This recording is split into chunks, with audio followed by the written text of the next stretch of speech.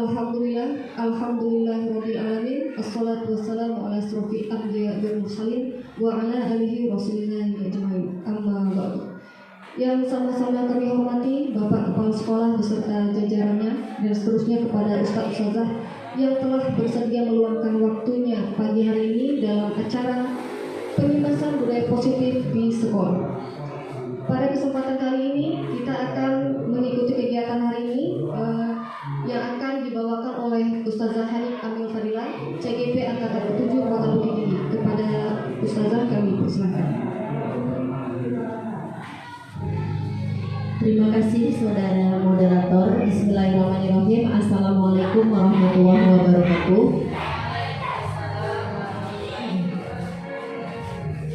Alhamdulillahirabbil alamin. Assalatu wassalamu ala asrofil anbiya'i wal mursalin wa ala alihi wa ashabihi ajmain. Amma ba'du. Pertama, marilah kita panjatkan puji syukur kita kehadirat Allah Subhanahu wa taala yang berkat limpahan beliau kita bisa hadir di acara hari ini. Salawat beriring salam tidak lupa kita hadiahkan kepada junjungan kita Nabi Muhammad SAW. Berkat perjuangan beliau kita bisa menikmati rasanya dari zaman jahiliyah menuju zaman terang benderang seperti sekarang. Baik, untuk tidak memperpanjang mukadimah, hari ini saya akan melakukan pengimbasan budaya positif di sekolah. Itu merupakan serangkaian acara dari kegiatan guru penggerak modul 1.4. Nah, oke, next. Apa itu budaya positif? Budaya positif merupakan perwujudan dari nilai-nilai atau keyakinan universal yang telah diterapkan di sekolah kita. Sama-sama kita ketahui kalau di sekolah kita sudah banyak sekali budaya positif yang kita terapkan. Apa di antaranya? Sholat berjamaah, sholat duha, berdoa sebelum belajar, 5S. Itu salah satu dari budaya positif yang sekian banyak yang ada di sekolah kita. Dalam budaya positif, konsep utama modul 1.4 itu ada beberapa materi yang akan disampaikan, yaitu perubahan paradigma belajar, disiplin positif, kebutuhan dasar manusia, motivasi perilaku, posisi kontrol restitusi, keyakinan kelas, dan juga segitiga restitusi. Saya mempelajari ini semua selama 2 minggu, namun akan saya sampaikan nanti kurang lebih 1 jam di acara ini. Ya. Sebelum masuk ke materi tadi, alangkah baiknya dulu kita mengetahui tujuan dari pendidikan itu seperti apa. Gambar di depan itu gambar tokoh siapa, Bapak dan Ibu? Iya, bagus. Itu adalah Ki Hajar Dewantara. Menurut Ki Hajar Dewantara, tujuan dari pendidikan itu adalah menuntun segala kekuatan kodrat yang ada pada anak agar mereka dapat mencapai keselamatan dan kebahagiaan setinggi-tingginya, baik sebagai manusia maupun sebagai anggota masyarakat. Nah, di sini adalah tugas kita tidak lagi menuntut. Tinggalkan yang menuntut, tapi kembali lagi ke kodrat anak menuntun. Kita kembalikan yang kodrat anak itu seperti apa. Kalau di teori tabula rasa, anak lahir itu dalam keadaan kosong seperti kertas kosong. Namun menurut Ki Hajar Dewantara, anak lahir itu sebenarnya sudah membawa garis-garis yang sama. Tugas kita sebagai guru apa? Menuntut untuk mengembalkan garis-garis samar tersebut. Jadi di sini tujuan Ki Hajar Dewantara itu sungguh luar biasa sekali, karena kita sebagai guru itu tidak lagi menuntut, tapi seharusnya adalah menuntun. Nah, kita itu diumpamakan, sekolah itu diumpamakan sebagai sawah misalnya, ladang pertanian. Guru adalah petani, murid itu adalah padinya. Kita tidak bisa merubah yang padi itu menjadi jagung. Tugas kita bagaimana? Tugas kita itu hanya menghasilkan padi yang bagus, di mana menjadi padi yang bermutu. Misalnya dikasih pupuk, disiangi, begitulah kita sebagai guru. Oke, next. Nah, ini materi yang pertama itu pembelajaran dengan paradigma baru, yaitu pembelajaran dengan paradigma baru dirancang berdasarkan prinsip pembelajaran yang terdiferensiasi sehingga setiap siswa belajar sesuai dengan kebutuhan dari tahap perkembangannya untuk mewujudkan profil pelajar Pancasila. Apa saja profil pelajar Pancasila? Bisa kita saksikan Bu Ana? Ada lagunya. Bapak dan Ibu boleh berdiri dulu biar lebih semangat kita bernyanyi bersama-sama. Yang sudah hafal boleh menyanyikannya, ikut menyanyikannya. Oke.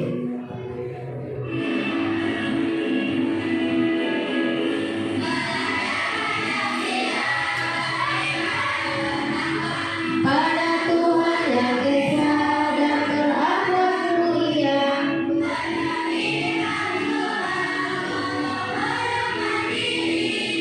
kreatif dan bernalar kritis, belajar Pancasila, beriman dan bertakwa pada Tuhan yang esa dan berakhlak mulia, berkebinekaan global, gotong royong mandiri, kreatif dan bernalar kritis. Oke, terima kasih Bapak dan Ibu, boleh silakan duduk kembali. Jadi pembelajaran terdiferensiasi itu pembelajaran yang sesuai dengan mengakomodir kebutuhan siswa. Jadi kita sebenarnya tidak bisa menyamakan rata semuanya kebutuhan siswa itu. Kebutuhan siswa itu berbeda-beda. Kita harus tahu itu. Tujuannya apa? Tujuannya agar pembelajaran yang kita sampaikan itu mewujudkan profil pelajar Pancasila.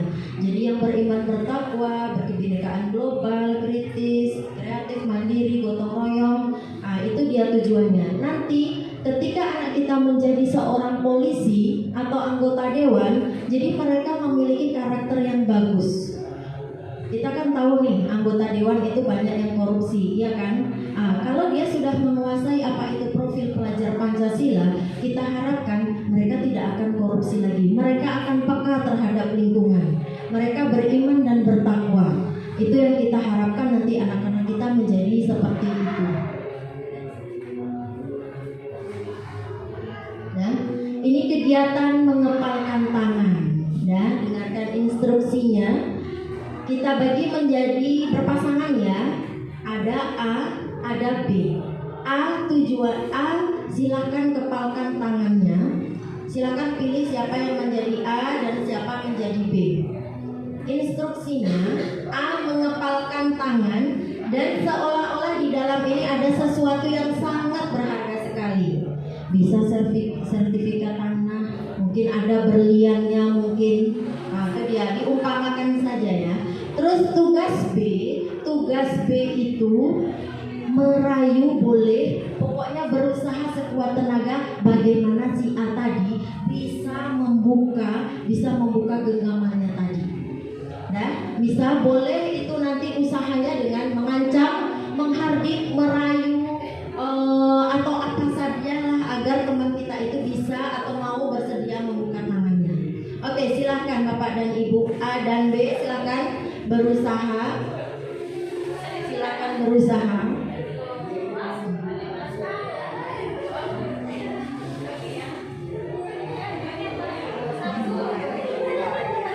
Ya boleh, dia boleh dengan cara apapun, boleh.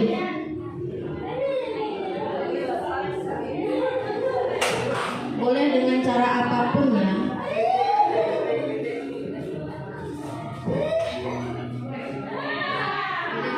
Sudah ada? Oke.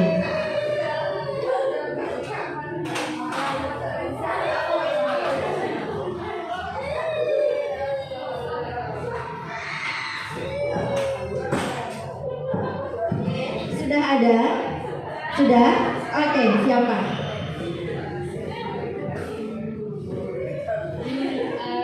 Strategi untuk mendapatkan yang di genggamannya, yang pertama dirayu, kemudian masih nggak bisa, kemudian diberi sedikit disuap, kemudian masih nggak bisa disuap, diberikan lebih dari yang digenggam, kemudian akhirnya lama-lama lulus.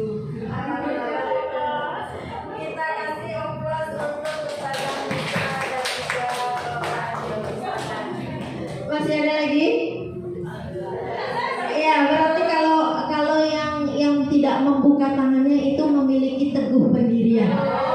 Ya, itu sebenarnya. Ya. Sebenarnya kalau yang mau dibuka itu sama seperti kita, anak murid kita. Awas ya, nanti kalau kamu tidak mematuhi peraturan, nanti kena hukum. Itu dia. Berarti dia masih dikontrol oleh orang lain. Tapi kalau kita yang memiliki teguh pendirian, berarti dia memang berdiri di atas dirinya sendiri. Di dalam dirinya dia tidak mau dikontrol orang. Jadi dia sudah bisa mengambil keputusan.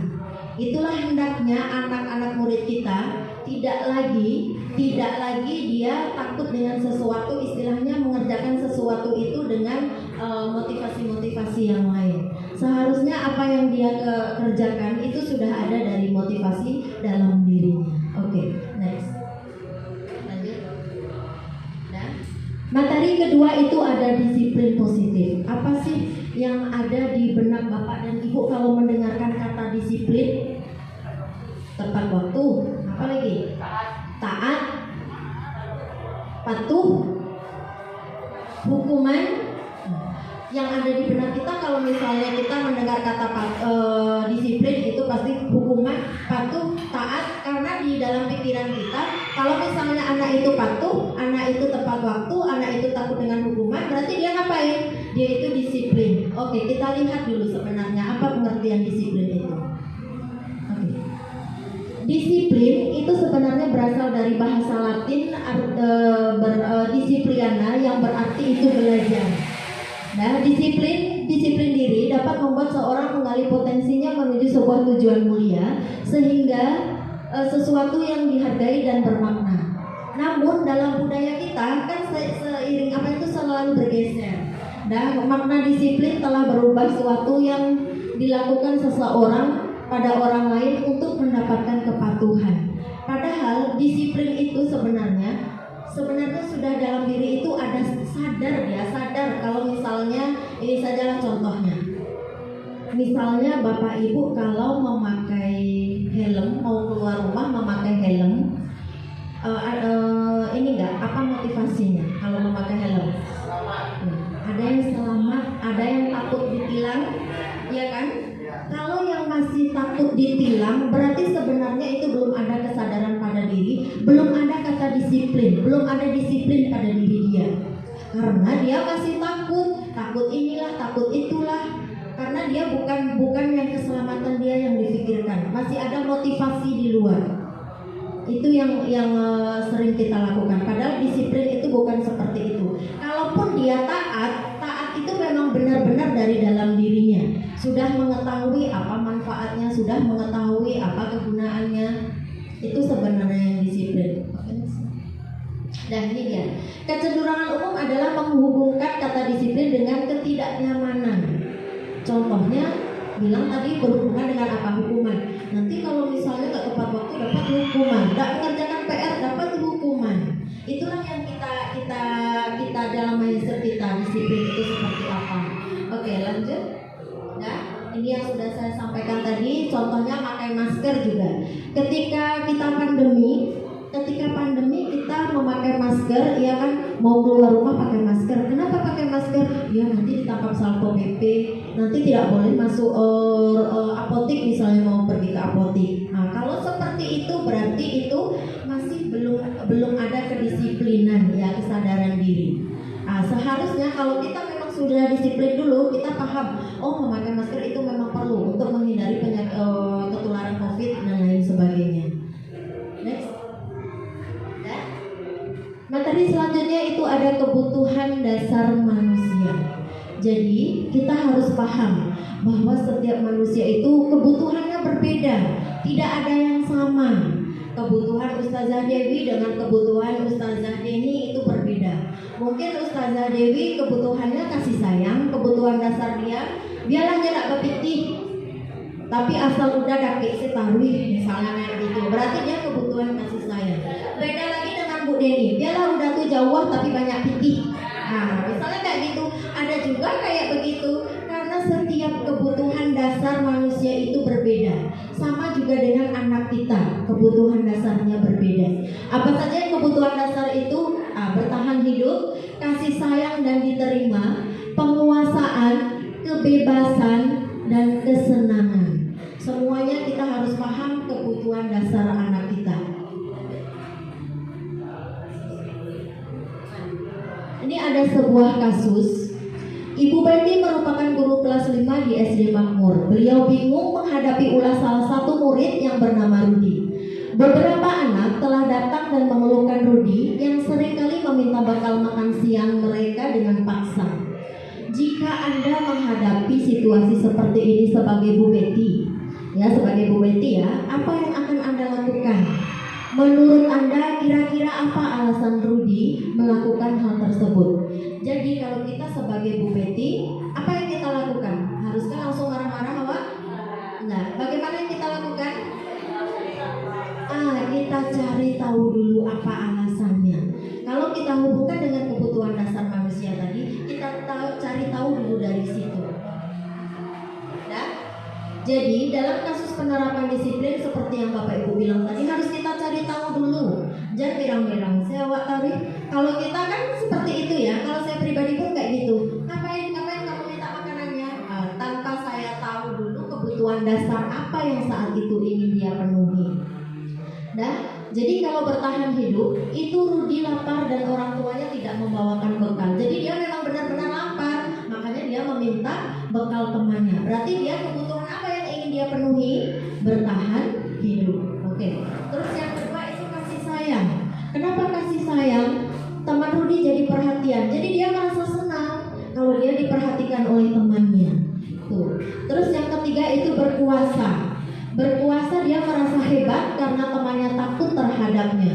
Jadi pernah nggak sih kalau dulu kita SMA itu kalau sering masuk ruang BK tuh bangganya luar biasa. Pernah nggak ya? Bu Dewan pernah. Ya, Bu Dewan tuh bangga sekali. Karena apa? Berarti dia hebat, merasa hebat, orang merasa takut dengan kita semuanya. Itu dia merasa terkenal mungkin. Ya, itu dia itu kita dulu. Terus yang keempat itu kebebasan. Rudi merasa bosan, bekalnya itu aja. Tiap hari nasi goreng, makanya dia minta ke temannya. Berarti dia kebutuhan dasar yang ingin dipenuhi itu adalah kebebasan. Bebasnya itu maksudnya yang bukan bebas yang seperti apa bebas ingin makanan yang gonta-ganti. Terus yang terakhir itu kesenangan. Rudi itu hanya senang melihat temannya itu kalau misalnya dengan ekspresi, makanan apa diambil lagi, misalnya kayak gitu, dia senang melihat ekspresi seperti itu, dia senang. Itu berarti hanya kesenangan. Jadi Bapak Ibu semuanya, kalau ada kasus pada anak kita, sebenarnya kita sebagai guru itu harus mengetahui kebutuhan dasar apa yang saat itu ingin dia penuhi. Jangan langsung marah-marah saja. Tapi saya pribadi pun masih seperti itu. Mudah-mudahan dengan sedikit ilmu yang saya bagikan ini bisa merubah mindset seperti itu. Terus ada lagi teori motivasi perilaku manusia. Motivasi itu merupakan dorongan yang timbul dari diri seseorang secara sadar atau tidak sadar untuk melakukan suatu tindakan dengan tujuan tertentu.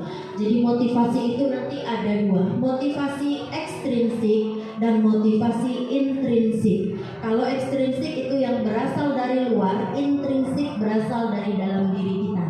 Yang pertama itu ada untuk menghindari ketidaknyamanan atau hukuman. Contohnya, besok pagi datang harus tepat waktu. Kenapa? Biarlah daripada nanti kena SP. Untuk menghindari sanksi itu berarti yang takut kena SP, berarti itu motivasi apa? Motivasi ekstrinsik. Oke. Yang kedua, untuk mendapatkan imbalan dari orang lain atau instansi. Apa yang akan saya dapatkan apabila saya melakukannya? Misalnya kayak tadi masih tepat waktu, saya datang tepat waktu. Nanti kalau saya datang tepat waktu, akhir bulan saya akan dapat reward. Berarti itu masih motivasi apa? Ekstrinsik. Terus yang ketiga, untuk menghargai diri sendiri. Saya akan menjadi seorang yang seperti apa bila saya ingin melakukannya. Contohnya saya datang tepat waktu untuk apa? Karena kita sudah sadar bukan ada motivasi untuk yang lain lagi. Contohnya ikut pelatihan. Kenapa ikut pelatihan? Karena saya butuh. Karena saya membutuhkan untuk pengembangan diri saya. Berarti kalau di situ sudah mencapai motivasi apa? Motivasi intrinsik. mudah-mudahan kita oke lah, mungkin hari ini sekarang kita masih motivasi ekstrinsik yang ada pada diri kita. Mudah-mudahan lama-lama motivasi ekstrinsiknya hilang, memudar, dan kembali ke motivasi intrinsik. Nah, materi selanjutnya itu ada konsep kedisiplinan dengan identitas gagal. Jadi dengan identitas gagal itu ada hukuman dan penghargaan. Kalau hukuman itu sifatnya bagaimana? Apakah ia benar menyakiti? Iya, menyakiti, tidak nyaman.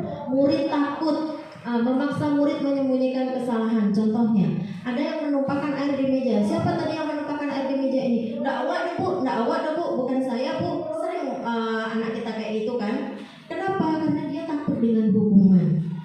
Terus yang selanjutnya itu ada penghargaan. Penghargaan itu tidak efektif merusak hubungan sifat iri. Kalau kita dikasih reward, penghargaan, si itu kenapa sih dikasih penghargaan? Padahal kan dia masih begini-begini, akhirnya iri. Terus kreatifnya itu juga mandek, karena sebenarnya dia bisa melakukan hal yang lebih, karena cuma hanya itu saja yang akan dihargai, makanya ya sudah dia mentoknya di situ.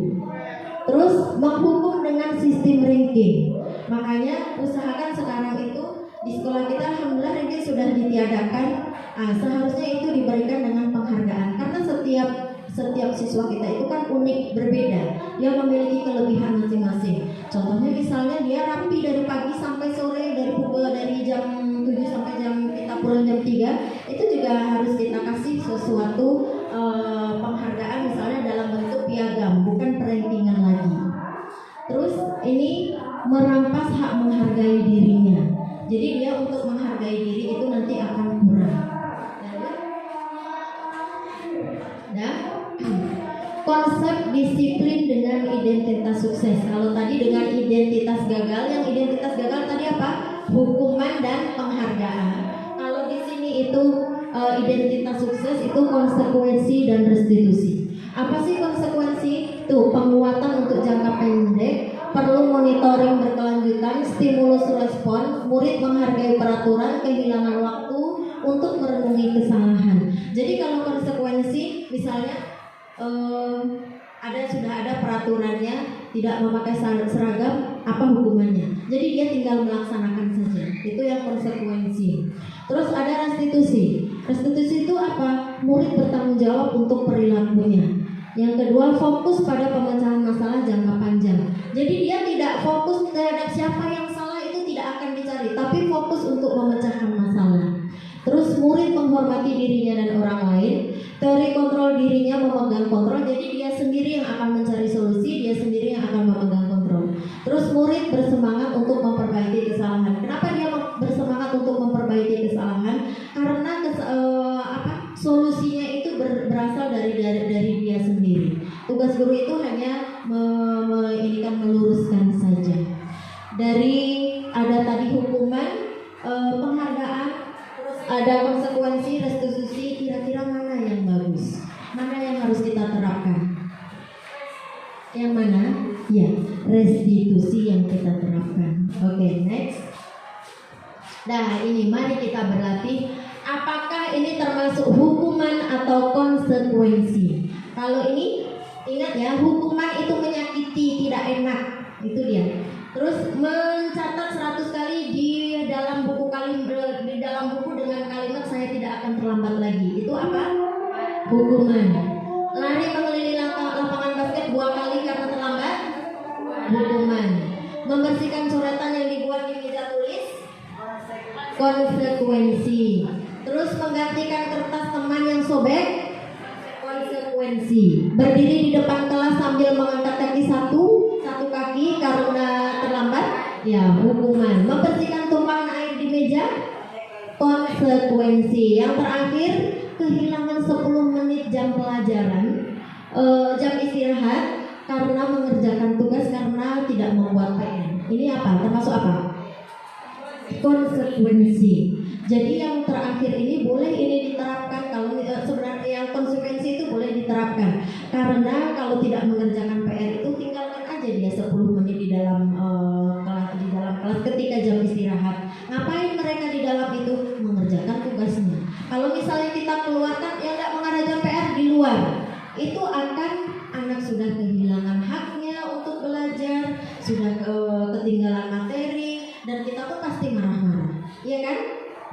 next lanjut. Nah, ini ada 5 posisi kontrol restitusi. Yang pertama itu penghukum, pembuat rasa bersalah, pemantau, teman, manajer. Kira-kira Bapak dan Ibu di posisi mana? Di posisi mana Bapak dan Ibu? Apakah menjadi penghukum atau menjadi pembuat rasa bersalah, teman, manajer kah, atau pemantau kah? Mana kira-kira? Di mana Ustazah Elis? Di posisi mana Ustazah? Kalau saya masih ada di posisi penghukum. Kalau ngapa-ngapa itu dihukum aja tanpa mendengarkan dulu apa alasan anak tersebut. Itu kalau saya ya, mudah-mudahan Ustazah semua tidak ada yang seperti itu. Oke, next. Oke,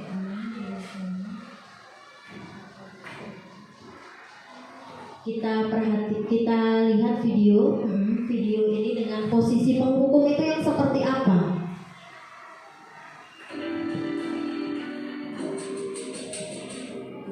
Bapak Ibu lihat ekspresi dan juga intonasinya.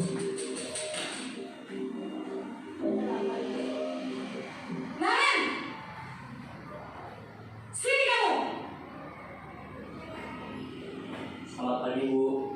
Selalu terlambat. Kamu deh, pasti terlambat. Maaf, Bu.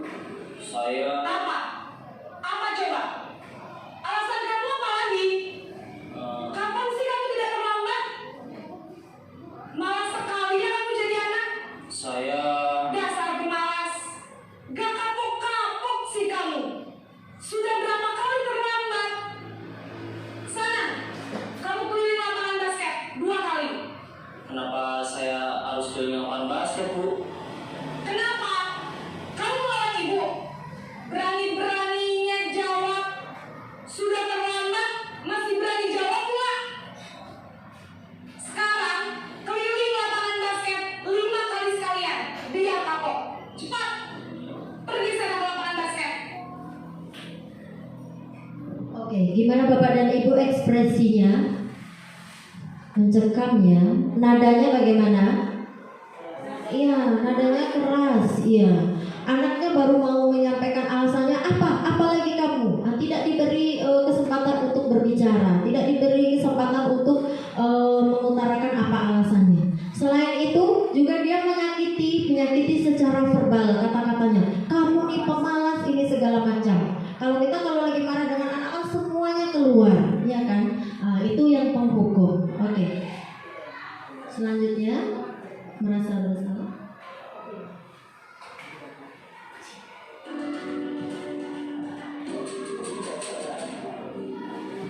Kita lihat apa bedanya.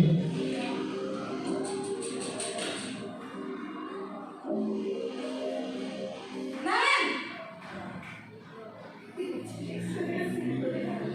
Mendengar suara bulunya. Naren! Kamu kenapa terlambat lagi, nak? Ya Tuhan, Naren. Kamu senang ya bikin ibu susah ya?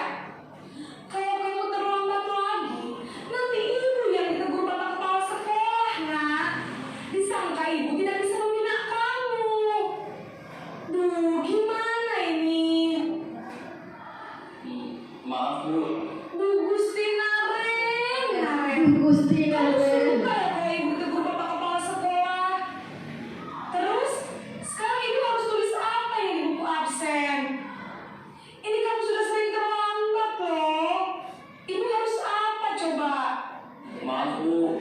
Maaf sekali. Ya sudah, lain kali jangan bikin ibu susah lagi ya nak ya.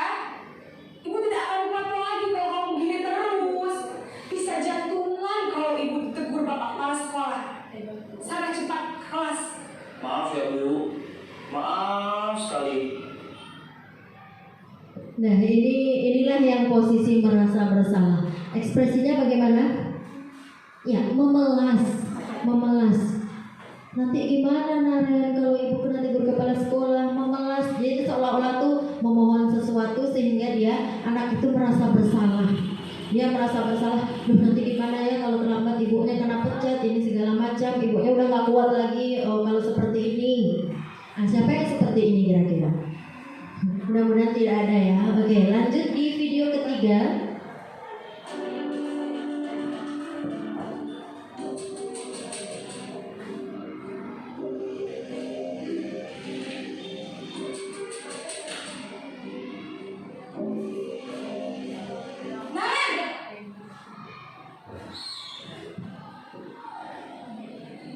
Selamat pagi Bu. Wah, sudah jam berapa ini nak? Terlambat lagi ya sayang. Iya Bu, habis ibu saya rumah bangunkan saya Bu. Kamu malah menyalahkan ibu kamu. Kamu bukannya anak yang larinya paling kencang. Kok terlambat sih?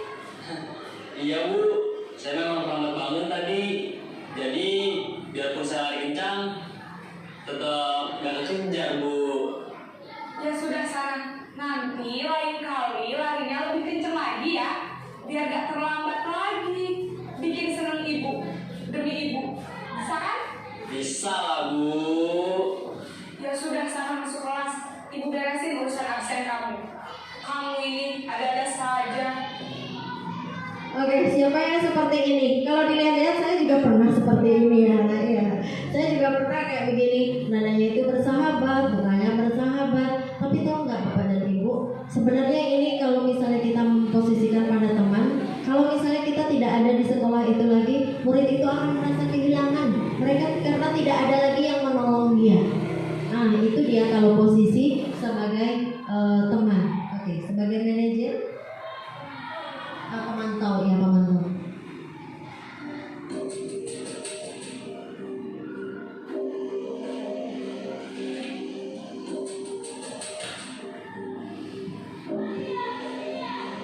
Nan!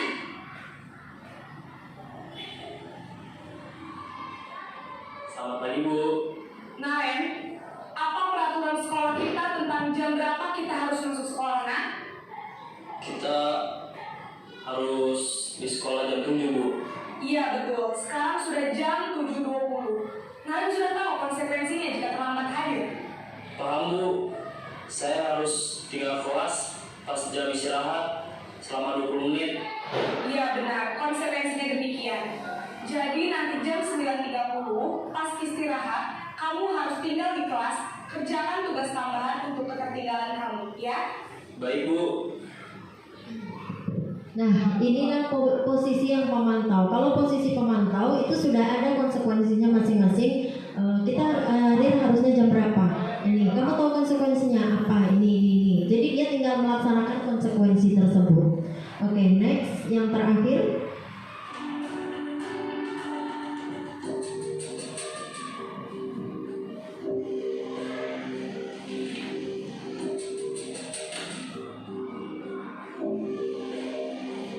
Naren!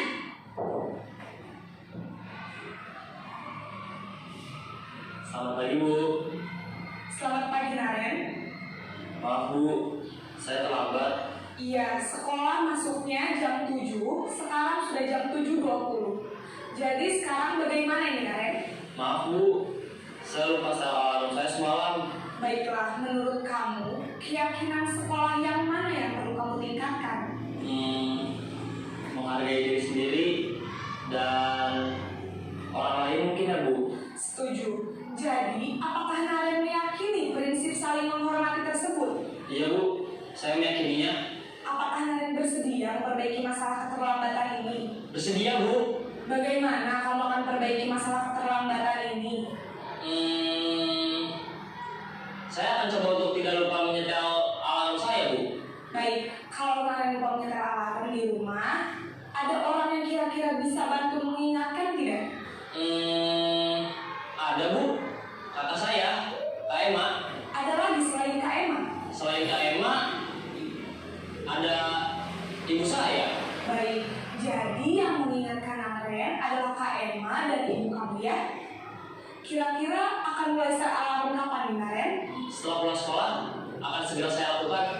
Baik, jadi Naren akan setel alarm untuk bangun besok pagi dan akan diingatkan oleh kakak dan ibunda Naren ya. Ada lagi yang mungkin perlu dilakukan Naren agar tidak terlambat bangun lagi? Tidak ada, Bu. Baik Naren, terima kasih untuk kerjasama kamu. Sekarang kamu perlu kembali ke kelas untuk belajar. Baik, Bu. Terima kasih. Nah, kalau video yang barusan kita tonton itu adalah posisi manajer. Jadi kalau kita sebagai posisi manajer itu tidak mencari siapa yang salah, namun anak itu akan menguraikan sendiri kesalahan dia seperti apa, dan anak itu pun yang akan mencari solusinya. Nah, itu yang posisi manajer. Kira-kira dari 5 posisi kontrol tadi mana yang lebih bagus kita terapkan? Apa? Iya, posisi manajer. Karena anak itu benar-benar dia mengetahui apa kesalahannya, dan solusi itu pun datangnya dari dia sendiri. Dia sendiri yang akan mencari solusinya. Oke, next.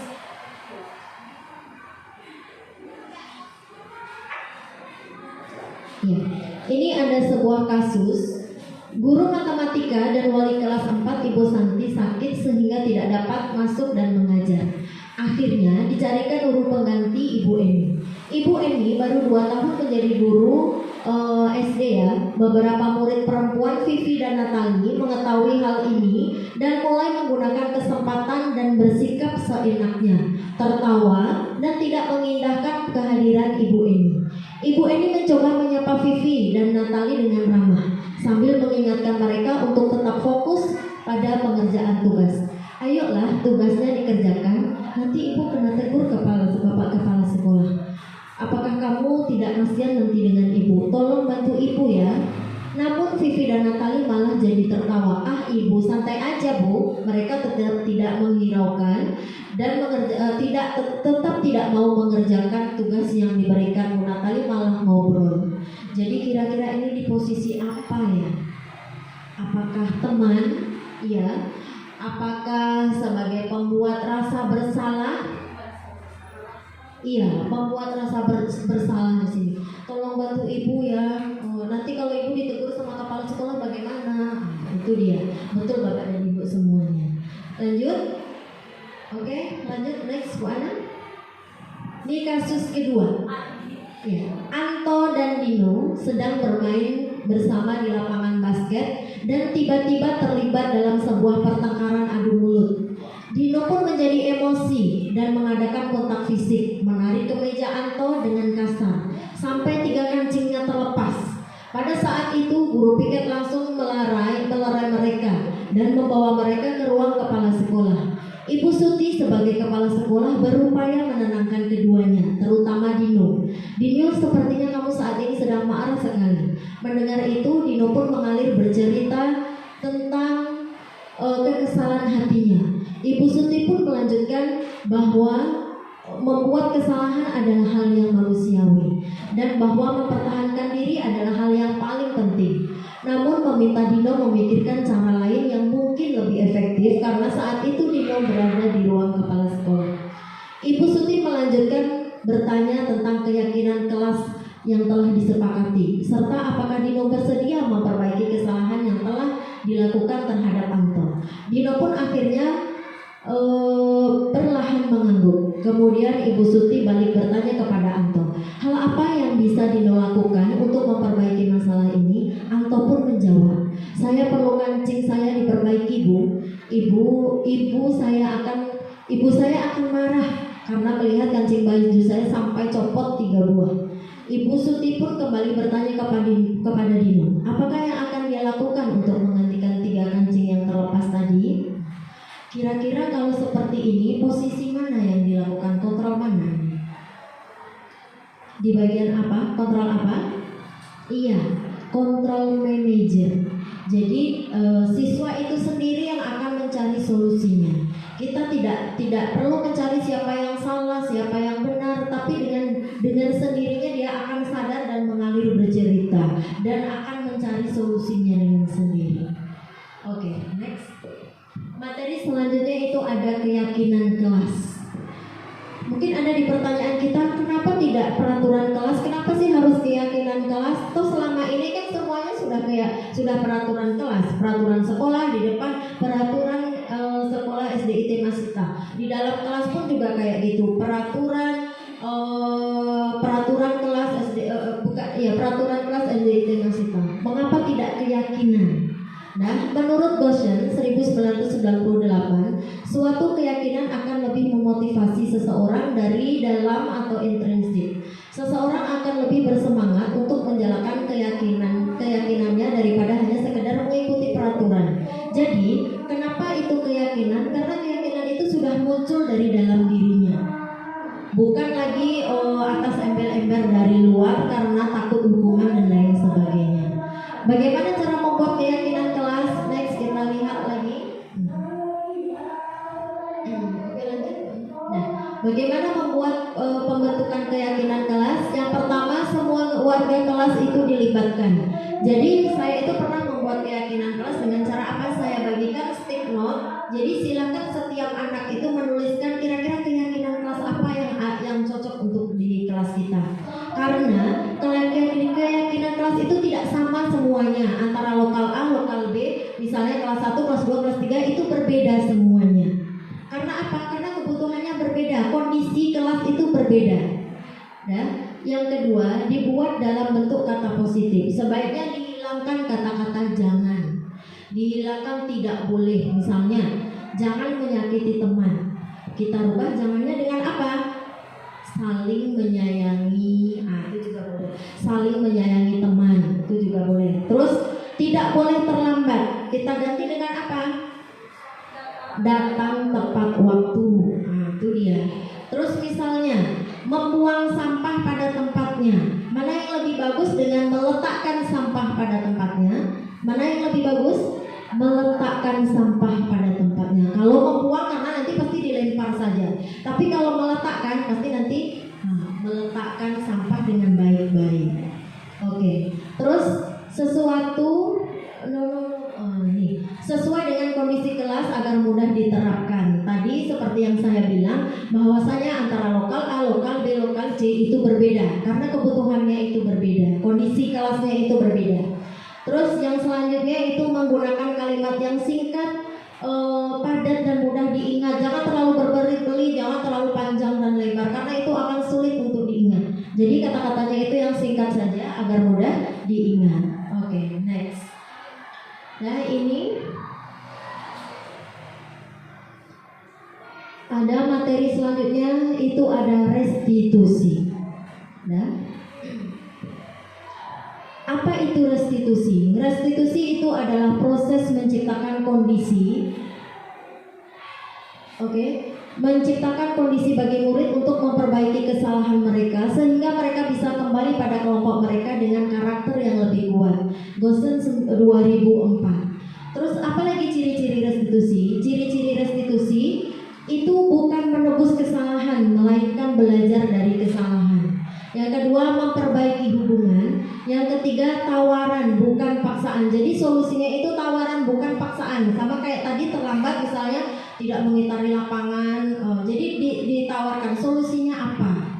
Terus menuntut untuk melihat ke dalam diri dia, mencari kebutuhan dasar untuk tindakan apa yang dia lakukan. Fokus pada karakter bukan tindakan, menguatkan dan fokus pada solusi. Jadi tidak mencari siapa yang salah. Oke, next. Ini dia segitiga restitusi.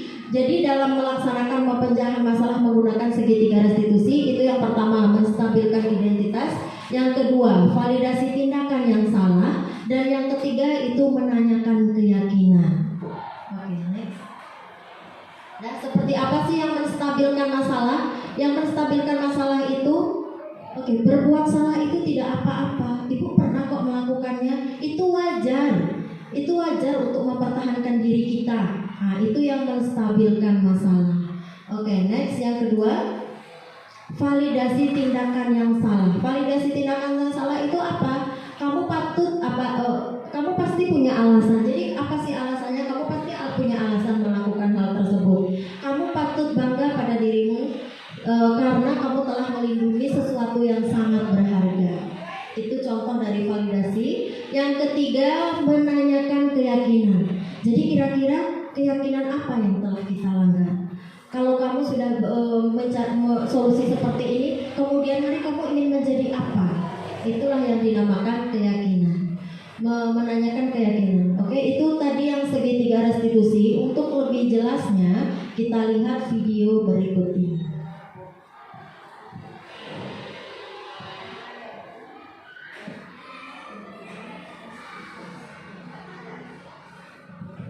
Oke, kita saksikan Bapak dan Ibu.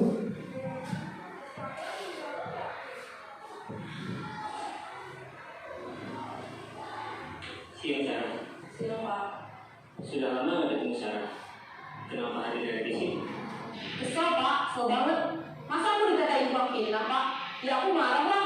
Aku dari katain Eka di depan kelas. Kesel banget. Oh begitu. Ya pasti kamu marah dan kesal. Bapak juga akan marah apabila ada yang menuduh Bapak seperti itu. Kemudian pada saat itu kamu mau melakukan apa? Ya saya langsung ngatain Eka lah Pak. Kesel banget. Saya bentak-bentak dia depan teman-teman lain. Oh begitu. Pasti kamu melakukan seperti itu karena suatu alasan tertentu kan? Iya lah, masa saya diam saja Pak? Ya saya bela diri lah. Masa saya dituduh tukang fitnah? Ya wajar lah. Mempertahankan harga diri itu sesuatu yang penting buat kamu. Untung kamu tidak lebih gegabah lagi, hanya membentak-bentak. Iya Pak. Untung saya masih bersabar dan hanya membentak saja. Sudah gemes sekali Pak. Saya pasti bela diri lah. Ya pasti ya. Tapi kamu memilih untuk tetap bertahan dan bersabar. Kamu memilih untuk tidak berbuat lebih parah lagi. Iya. Nah, sekarang coba kita lihat lagi tindakan kamu yang bentak-bentak Eka di kelas. Tindakan kamu itu kira-kira sesuai dengan keyakinan kelas atau prinsip kamu tidak? Enggak lah Pak. Capek Pak jadi pemarah. Jadi keyakinan atau prinsip mana yang kurang sesuai dengan keinginan kamu? Ya saya sebenarnya sangat menghargai orang lain. Mungkin saat itu saya menjadi emosi. Jadi tidak menunjukkan sikap itu. Kamu meyakini tidak? Menghargai orang lain itu penting buat kamu. Yakin lah Pak. Iya, setuju. Kita harus saling menghargai. Namun ada juga keyakinan yang kita sepakati yang perlu kita jalankan apabila kita sedang marah. Ya saya bisa beraktif mulai dengan diri sendiri. Saya bisa jadi lebih sabar, mengambil kebijakan untuk berpikir bahwa apa selanjutnya. Kira-kira kamu bersedia memperbaiki masalah ini tidak? Bersedia Pak. Kalau kamu memperbaiki masalah ini, kamu akan menjadi orang seperti apa? Saya akan menjadi orang yang bertanggung jawab kali ya Pak. Dan senantiasa proaktif. Iya, menurut kamu bagaimana rasanya menjadi orang seperti itu? Ya nyaman lah, bangga bisa bersabar dan menahan diri. Baiklah kalau begitu. Yuk kita pikirkan bagaimana memperbaiki masalah ini. Kira-kira Bapak dan Ibu kalau kita menyelesaikan masalah anak dengan seperti itu tuh enak atau tidak? Iya, pasti enak. Itulah restitusi, segitiga restitusi. Dia tidak mencari kesalahan anak, dia tidak menghakimi anak, tapi sama-sama mencari solusinya agar anak itu memang benar-benar paham dengan kesalahannya dan dia juga bisa sadar apa yang dilakukan itu benar-benar salah. Jadi ini fungsinya itu jangka panjang, bukan jangka pendek. Beda dengan konsekuensi. Kalau konsekuensi tadi peraturan seperti ini ya udah dijalankan, ini hukumannya, ini pelanggarannya, ini hukuman. Tapi kalau restitusi itu benar-benar solusi itu dari anak, menyadarkan anak bahwa kalau perbuatannya itu salah. Ya. Oke. Terima kasih Bapak dan Ibu semuanya. Mungkin sedikit ilmu yang saya bagikan ini bisa bermanfaat untuk kita semua dan bisa kita terapkan dalam kelas kita. Dalam kelas kita saja terlebih dahulu itu nanti luar biasa kalau sudah berhasil di kelas kita, mudah-mudahan akan menular di kelas-kelas lain. Terima kasih, saya kembalikan lagi kepada saudari moderator.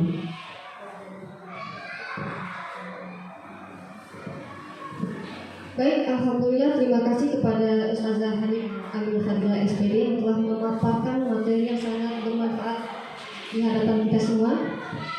Kepada ustazah yang ingin menyampaikan pertanyaan atau memberikan kritik dan sarannya, dipersilakan.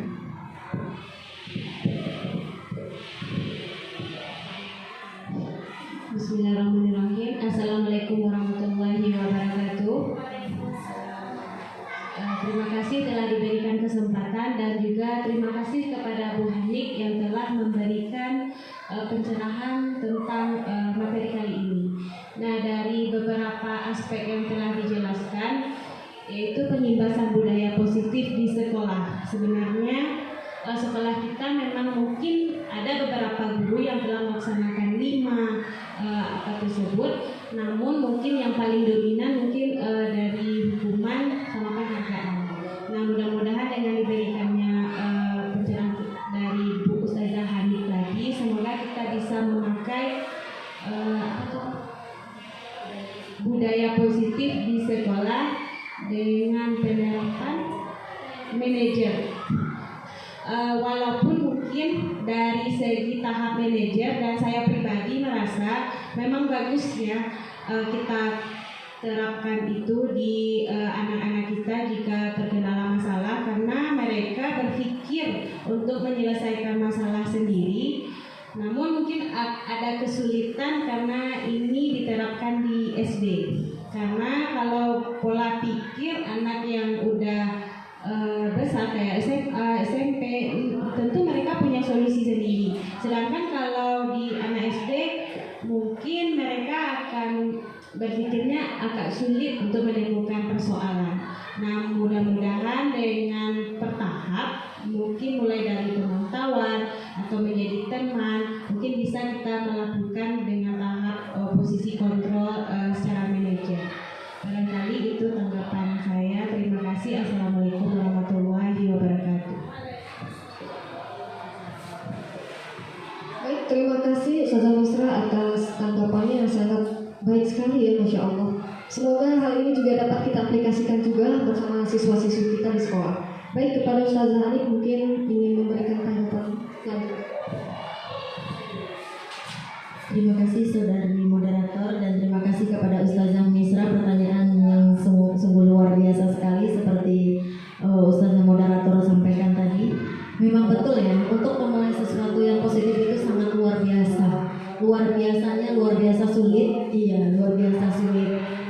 Saya pun juga merasakan demikian. Untuk pada tahap yang posisi manajer itu memang kalau untuk di SD itu sepertinya memang agak sulit. Tapi kembali lagi, tujuan guru itu tadi apa? Tujuan dari pendidikan itu apa? Menuntun.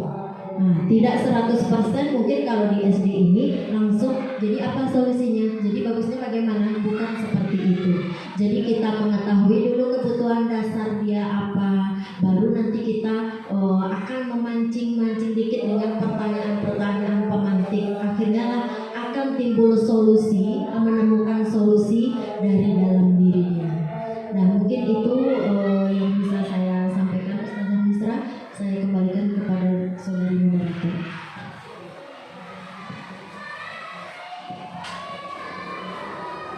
Itu tadi tanggapan yang telah dilanjutkan oleh Ustazah Hanik sebagai pemateri kita. Bagaimana Ustazah Misra? Cukup? Baik, dengan demikian maka berakhir jugalah kegiatan kita pada hari ini.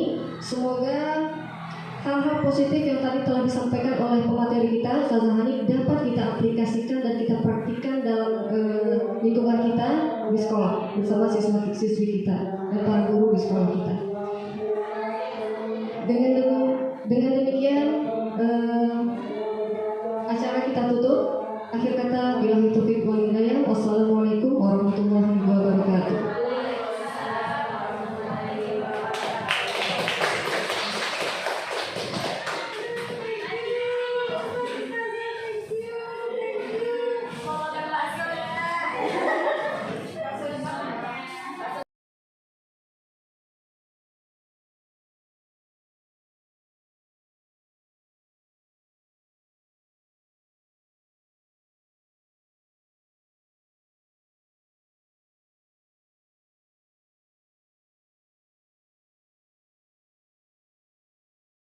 Waalaikumsalam.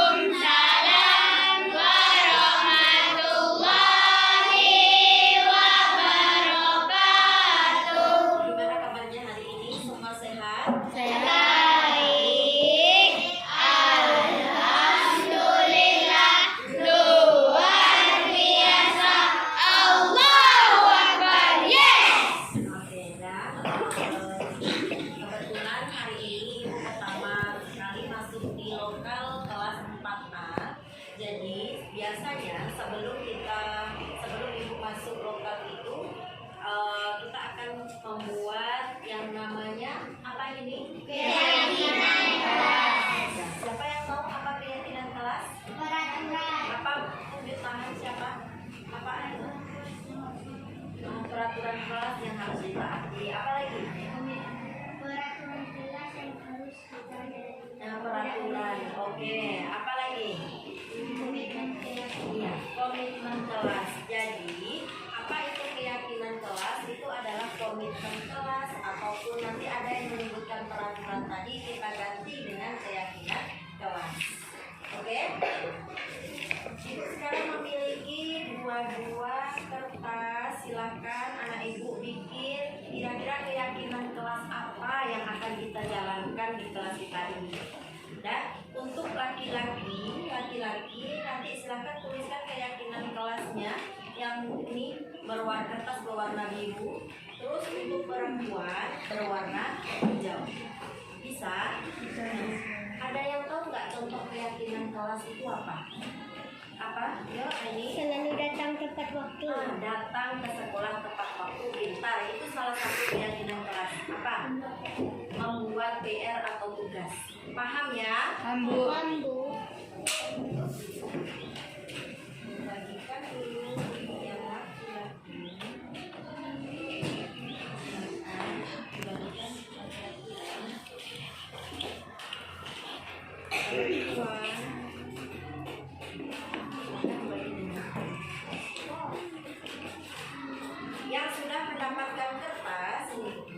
Yang sudah mendapatkan kertas, boleh langsung ditulis keyakinan kelas apa yang akan kita jalankan di kelas kita.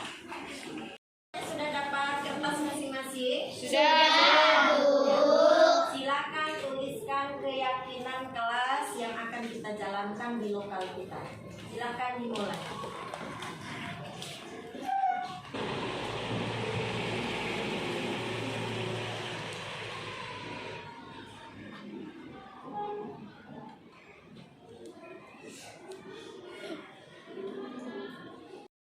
Nah, gimana, sudah selesai membuat keyakinan kelas? Sudah. Kalau sudah, silahkan mulai dari Agil, ya, tempelkan keyakinan kelas apa yang sudah dibikin di sini. Oke, silahkan.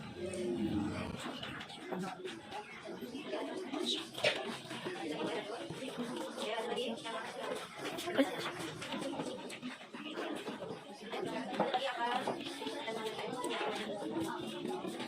Yang bahasa ini bahasa ini.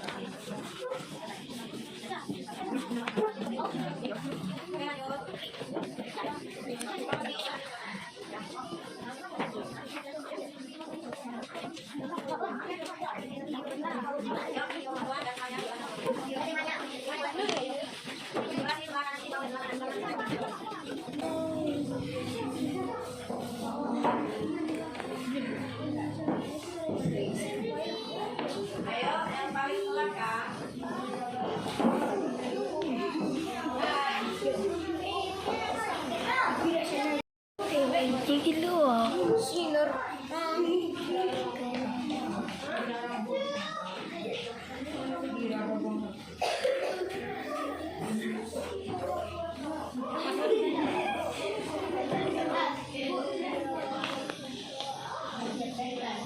Sudah? Nah, semuanya kita sudah menempelkan keyakinan kelas yang dibuat di papan tulis. Sekarang kita akan mengelompokkan keyakinan kelas kita ini. Kelompoknya itu sesuai dengan tentang kebersihan, terus tentang kedisiplinan, kerapian lokal kita juga akan kita kelompokkan. Dan ibu minta tolong salah satu yang siapa? Aini, ayo Aini, minta tolong Aini. Aini silakan nanti minta tolong dibaca. Terus ada juga yang saling informasi.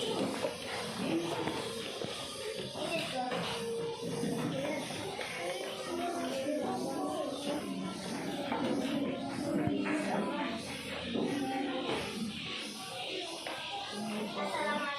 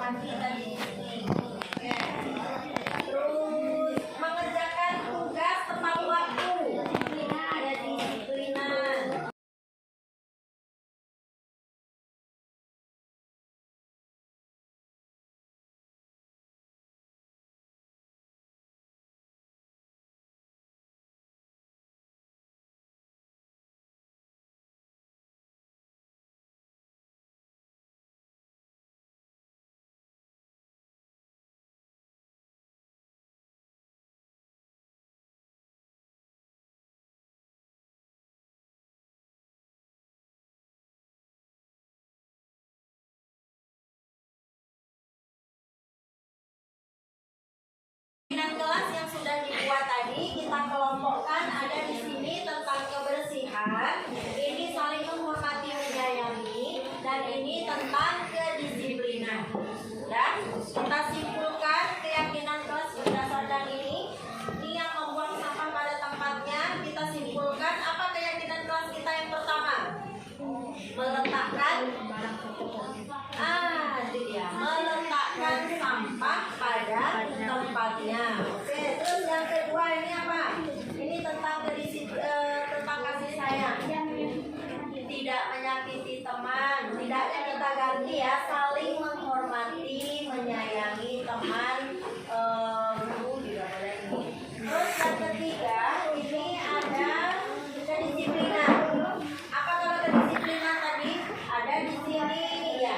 Mengumpulkan PR tepat waktu, terus ada juga mengerjakan tugas dengan tertib. Apa berarti kita simpulkan keyakinan kelasnya apa? Mengumpulkan tugas dengan tepat waktu.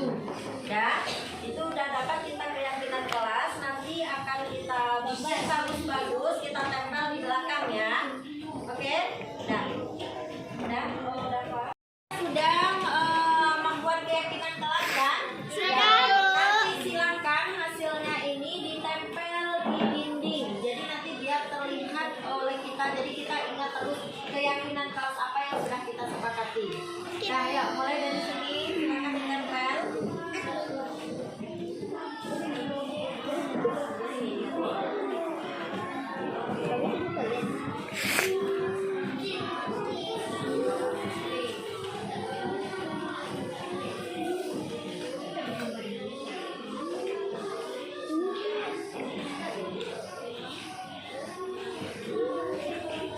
Nah, ini sudah ada keyakinan kelas kita yang pertama, meletakkan sampah pada tempatnya. Oke, yang kedua, ayo nah.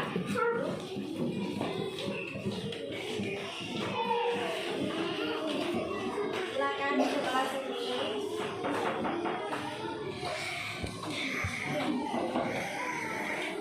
Ya, ini mengumpulkan tugas tepat waktu. Nah, lanjut dengan